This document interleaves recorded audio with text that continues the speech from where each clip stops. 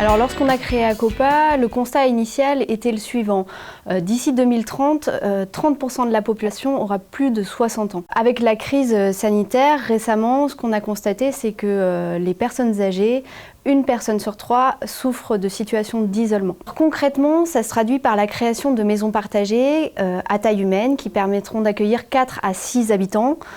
Qui auront chacun une chambre et une salle de bain adaptée et qui partageront des espaces communs, le salon, la cuisine, mais aussi par exemple une chambre d'amis. L'objectif en effet c'est de favoriser l'entraide entre les habitants mais aussi avec le voisinage, avec les commerçants du quartier par exemple. C'est également de permettre aux habitants de vivre une vie collective choisie et non subie.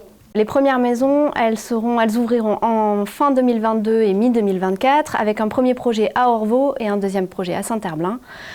Pour l'anecdote, à Orvault, on a, pendant la période sanitaire, fait intervenir un collectif d'artistes qui est venu réaliser une exposition de street art éphémère pour justement en fait, faire parler du projet Akopa. L'exposition elle a permis d'accueillir 3000 visiteurs sur 10 jours. Ça a été vraiment un vrai succès et ça nous a permis de rencontrer le voisinage et de commencer à parler de cette future maison, ce qu'elle deviendrait en tant que maison partagée.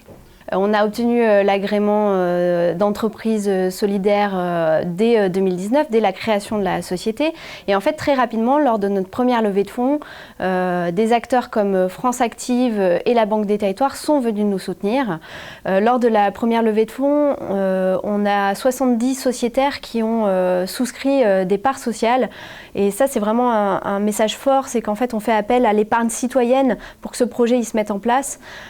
Aujourd'hui, c'est aussi leur réseau qui nous permet de faire avancer leur projet. C'est aussi le fait qu'ils nous questionnent, qu'ils nous interrogent.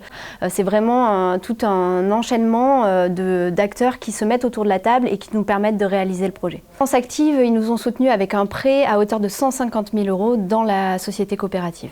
Alors le rêve d'Akopa, ça serait en fait de créer une maison partagée dans chaque quartier ou dans chaque cœur de bourg, là où les besoins sont présents et où les personnes vieillissent et souhaitent vieillir dans leur quartier. Donc ça serait vraiment avoir une petite maisonnée dans chaque quartier.